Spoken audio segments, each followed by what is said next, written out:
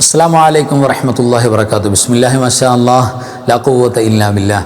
അല്ലാഹുമ്മ സ്വല്ലി അലാ സയ്യിദിനാ മുഹമ്മദിൻ വഅലാ ആലി സയ്യിദിനാ വമൗലാനാ മുഹമ്മദ്. അൽഹംദുലില്ലാഹ്. പ്രിയപ്പെട്ട മുഹബ്ബീങ്ങളെ, സഹോദരങ്ങളെ, ഉമ്മമാരെ, അല്ലാഹു സുബ്ഹാനഹു വ തആല ഇലുലോക വിജയികൾ നമ്മയും വേണ്ടപ്പെട്ടവർ, പ്രത്യേകിച്ച് നമ്മുടെ അൻവാർ ഫജറിൻ്റെ കുടുംബം എല്ലാവരെയും അല്ലാഹു ചേർക്കട്ടെ. പ്രത്യേകിച്ച് കമൻറ്റിൽ സന്തോഷം പറയുന്നവരെ മറക്കാൻ പറ്റില്ല. ലൈക്ക് ചെയ്ത് കൂടെ നിൽക്കുന്നവർ, നമ്മുടെ കഫാക്ക് ഇസ്ലാമിക് ചാനൽ ഏറ്റെടുത്തവർ, എല്ലാവർക്കും അല്ലാഹു പ്രത്യേകം ബറക്കത്ത് നൽകട്ടെ. എല്ലാ മുഅ്മിനീങ്ങളും മുഅ്മിനാത്തുകൾക്കും അല്ലാഹു മഗ്ഫിറത്ത് കൊടുക്കട്ടെ. അല്ലാഹു നമ്മുടെ മരിച്ചവർക്ക് ജന്നത്ത് കൊടുക്കട്ടെ. ആമീൻ യാ റബ്ബൽ ആലമീൻ. പ്രിയപ്പെട്ടവരെ, ഒരു മനുഷ്യൻ്റെ ജീവിതത്തിലെ അവൻ്റെ ശാരീരികമായ മാനസികമായ ഹെൽത്തിൻ്റെ, ആരോഗ്യത്തിൻ്റെ, ഉന്മേഷത്തിൻ്റെ പ്രധാനപ്പെട്ട ഘടകമാണ് കുളിക്കുക എന്ന് പറയുന്നത്. അതുകൊണ്ട് തന്നെ പരിശുദ്ധമായ ദീൻ കുളി എന്ന് പറയുന്ന പരിശുദ്ധമായ അമൽ ഒരു പ്രധാനപ്പെട്ട ഇബാദത്തായി കാണുന്നു. അതുകൊണ്ട് ഒരുപാട് ബെനിഫിറ്റുകൾ പറയുന്നു. അത് തീർച്ചയായിട്ടും നമ്മുടെ ജീവിതത്തിൽ പ്രധാനപ്പെട്ടൊരു ഭാഗമാണ് ഏതൊരു മനുഷ്യൻ്റെയും. ഇവിടെ കുളി നടത്തുമ്പോൾ, കുളിക്കുമ്പോൾ പ്രിയപ്പെട്ടവരെ 3 സമയങ്ങൾ നമ്മളൊന്ന് നോട്ട് ചെയ്യണം. ഒരിക്കലും നമ്മൾ ബാത്ത് ചെയ്യാൻ പാടില്ലാത്ത, കുളിക്കാൻ പാടില്ലാത്ത 3 സമയങ്ങൾ. ആ സമയത്തിൽ കുളിച്ചാൽ നമുക്ക് ഫിസിക്കലി ശാരീരികമായ പല പ്രയാസങ്ങളുണ്ടാകും, മെൻ്റലി മാനസികമായ പല പ്രയാസങ്ങളുണ്ടാകും, പൈശാചികമായ പല രോഗങ്ങൾ നമ്മളെ വിട്ടുമാറില്ല. അങ്ങനെ വലിയ പ്രശ്നങ്ങളുണ്ടാകും. അത് ഒറ്റ ദിവസം കൊണ്ടുണ്ടാകില്ല, പല വട്ടമാകുമ്പോൾ ആ പ്രശ്നങ്ങളെല്ലാം കാണിച്ചു കൊടുക്കും. അപ്പോൾ അതുകൊണ്ട് ഒരിക്കലും ബാത്ത് ചെയ്യരുത്, കുളിക്കരുത് എന്ന് പറയുന്ന 3 സന്ദർഭങ്ങൾ ഇമാമുകൾ അവരുടെ കിതാബിൽ രേഖപ്പെടുത്തിയിട്ടുണ്ട്. ഒരാൾ കുളിക്കുക എന്ന് പറയുന്ന കർമ്മം ചെയ്യുമ്പോൾ ഒരു മുസ്ലിമിനെ സംബന്ധിച്ചിടത്തോളം, മുസ്ലിമത്തിനെ സംബന്ധിച്ചിടത്തോളം നന്നായി ശരീരം ഇങ്ങനെ വേർത്തിട്ടുണ്ട്. പ്രത്യേകിച്ചൊരു ദിവസത്തിൻ്റെ തുടക്കത്തിലാകുമ്പോൾ തലേ ദിവസത്തെ കിടന്നതിന് ശേഷം അല്ലെങ്കിൽ അതിന് മുന്നോടിയായിട്ടൊക്കെ ശരീരം പലപ്പോഴും വിയർത്ത് പകർച്ചയായിട്ടുണ്ടാവും. അപ്പോൾ അല്ലാഹുവേ പടച്ചവനെ, എൻ്റെ ശരീരം അഴുക്കുകൾ കൊണ്ട്, വിയർപ്പ് കൊണ്ട് പകർച്ചയായിട്ടുണ്ട്, അതിൽ നിന്നും ഞാൻ ശുദ്ധീകരിക്കാൻ വേണ്ടി സുന്നത്തായ കുളി ഞാൻ കുളിക്കുകയാണ് എന്ന് പറഞ്ഞുകൊണ്ട് നിയ്യത്തോടുകൂടെ, സാധാരണ നോർമൽ കുളിയെക്കുറിച്ചാണ് പറയുന്നത്, നിർബന്ധമായ കുളിയല്ല, ആ നിയ്യത്ത് നമ്മൾ ചേർത്തി കൊടുത്ത് കുളിച്ചാൽ തീർച്ചയായും അത് വലിയൊരു വമ്പൻ ഇബാദത്തായി. ചുമ്മാ നിയ്യത്തൊന്നുമില്ലാതെ ചുമ്മാ ഷവറിൻ്റെ അടിയിൽ പോയി സോപ്പൊക്കെ ഒരുപാട് തേച്ചു, എന്നാൽ നമുക്ക് ഗുണങ്ങൾ കിട്ടുന്നു, ശരീരത്തിൻ്റെ അഴുക്കുകൾ മാറുന്നു എന്നല്ലാതെ വലിയ കൂലി അവിടെ നഷ്ടമാവുകയാണ്. എന്തുകൊണ്ട്?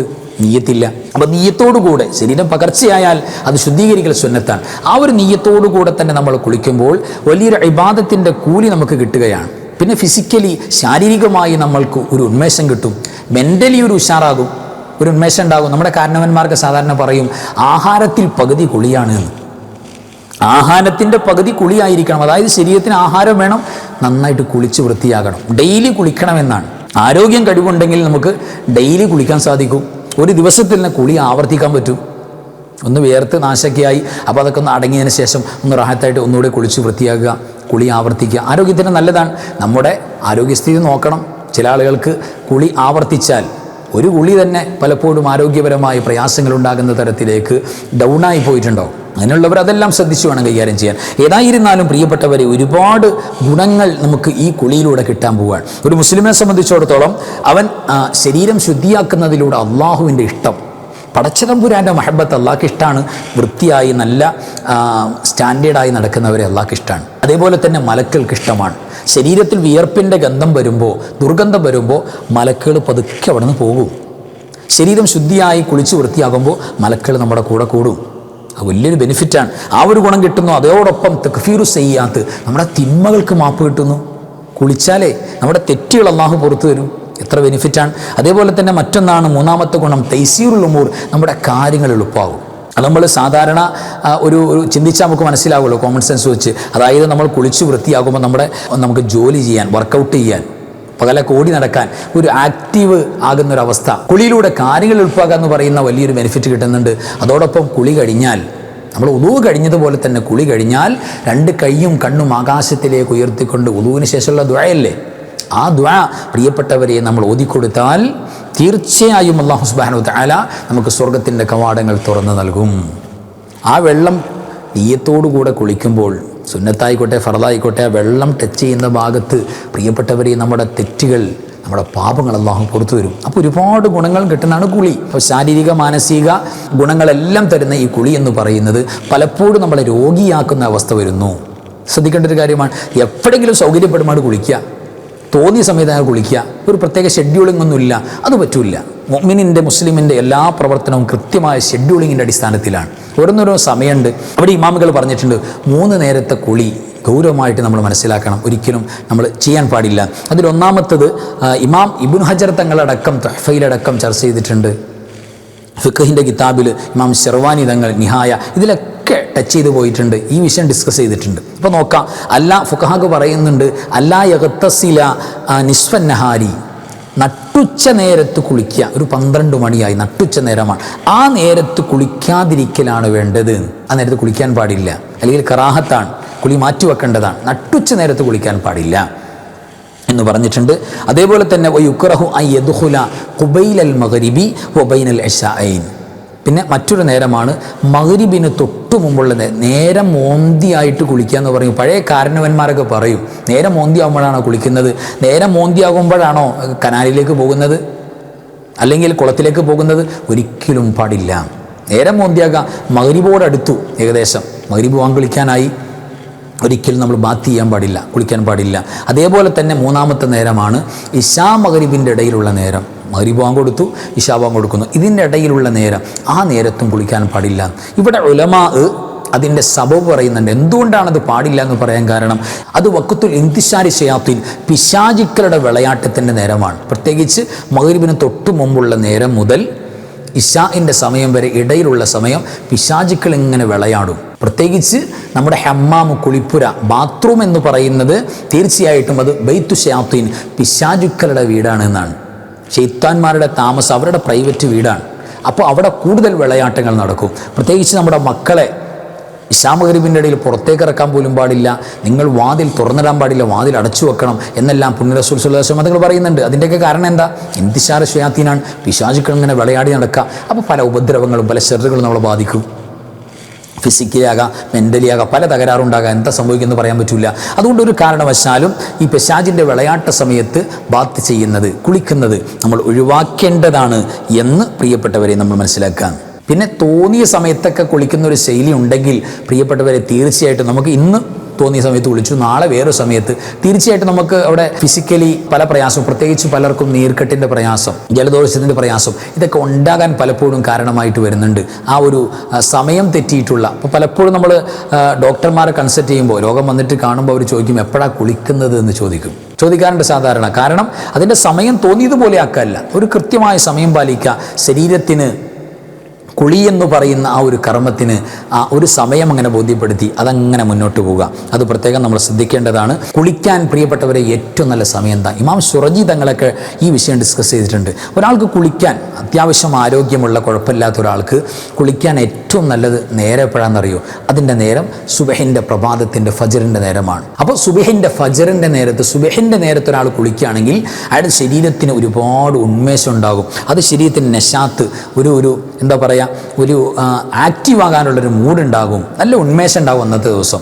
അത് പ്രത്യേകം അതിൻ്റെ ഗുണമാണ്. അതേപോലെ തന്നെ മുഖസൗന്ദര്യം കൂടും, മുഖത്തിന് നല്ല ഭംഗി, അഴക്, നല്ല മുഖലാവണ്യം നമ്മൾ ആഗ്രഹിക്കുന്നുണ്ടെങ്കിൽ ആ ഒരു കുളി ഇങ്ങനെ പതിവാക്കിയാൽ മതി.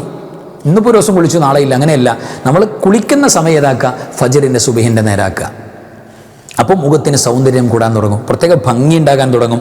അതേപോലെ തന്നെ പ്രിയപ്പെട്ടവരെ, ജിന്ന് മനുഷ്യവർഗത്തിൽപ്പെട്ട ഒരാളുടെയും ഷെറുകൾ അത്തരക്കാരുടെ ശരീരത്തിന് ബാധിക്കില്ല. അപ്പോൾ രാവിലെ തന്നെ സുബഹിൻ്റെ നേരെ തന്നെ കുളിക്കുന്നവരെ സംബന്ധിച്ചിടത്തോളം ഒരു ഷെറ് കണ്ണേരൊക്കെ നന്നായിട്ട് നമുക്ക് കിട്ടിയാൽ ഖബറിൽ പോയി കിടക്കേണ്ടി വരുമെന്ന്, മരിച്ചു പോലും പോകുമെന്നാണ് കണ്ണേറ് കൊണ്ട്.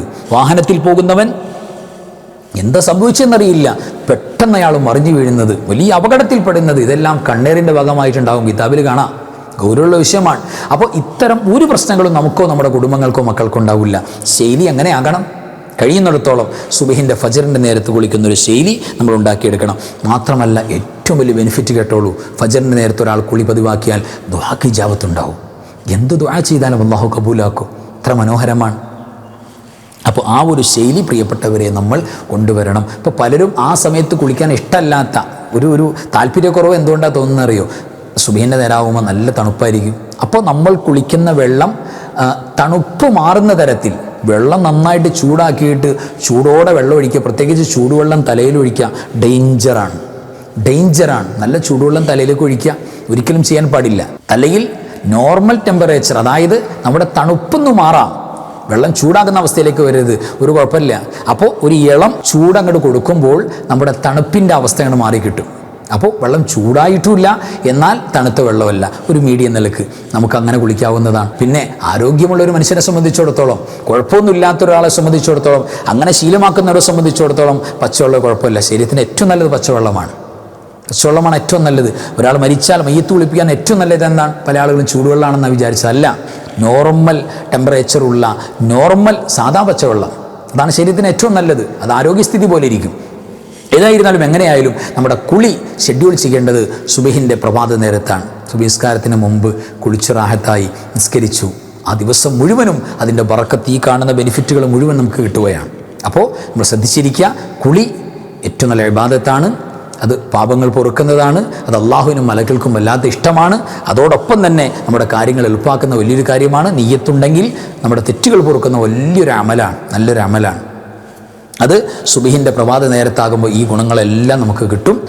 വലിയ അപകടം ഉണ്ടാകുന്ന പൈശാചികമായ പല രോഗങ്ങളും പല അസ്വസ്ഥതകളും ഉണ്ടാകാൻ കാരണമാകും ഇശാ മഗ്‌രിബിൻ്റെ ഇടയിലുള്ള കുളി. അതേപോലെ തന്നെ തീർച്ചയായിട്ടും മഗ്‌രിബോട് അടുത്ത നേരത്ത്, ആ ഒരു സമയത്ത്, പിന്നെ നട്ടുച്ച നേരത്തുള്ള കുളി, ഇത് മൂന്നും നമ്മൾ ഒഴിവാക്കി കളയണം. അപ്പോൾ തീർച്ചയായിട്ടും കാര്യങ്ങൾ മനസ്സിലായി. അല്ലാഹു സുബ്ഹാനഹു വ തആല ഓരോ കാര്യങ്ങളും കൃത്യമായിട്ട് മനസ്സിലാക്കി ചെയ്യാൻ നമുക്കൊക്കെ തൗഫീക്ക് നൽകട്ടെ, വിജയവും സലാമത്തും പ്രദാനം ചെയ്യട്ടെ. വാഹിറു കലാമി അൽഹംദുലില്ലാഹ്. അസ്സലാമു അലൈക്കും വറഹ്മത്തുള്ളാഹി വബറകാതുഹു. ബിസ്മില്ലാഹി മാ ശാ അല്ലാഹ് ലാ ഖുവത ഇല്ലാ ബില്ലാഹ് മാ ശാ അല്ലാഹ് കുല്ലു നിഅമതിൻ മിനല്ലാഹ് മാ ശാ അല്ലാഹ് അൽ ഖൈറു കുല്ലുഹു ബിയദില്ലാഹ് ما شاء الله لا يصرف السوء إلا الله بسم الله ما شاء الله لا قوة إلا بالله ما شاء الله كل نعمة من الله ما شاء الله الخير كله بيد الله ما شاء الله لا يصرف السوء إلا الله بسم الله ما شاء الله لا قوة إلا بالله ما شاء الله كل نعمة من الله ما شاء الله الخير كله بيد الله ما شاء الله لا يصرف السوء إلا الله